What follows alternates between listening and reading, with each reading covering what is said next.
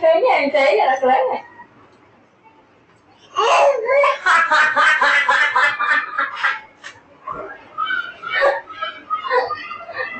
Tranh cửa anh cái.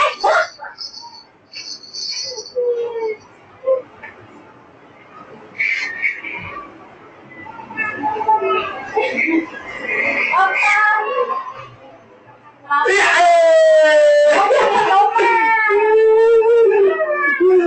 Không chắc đừng ngóng mày. Ông đừng nghe ông mặc bay không học. Ông mặc bay không à? Đúng.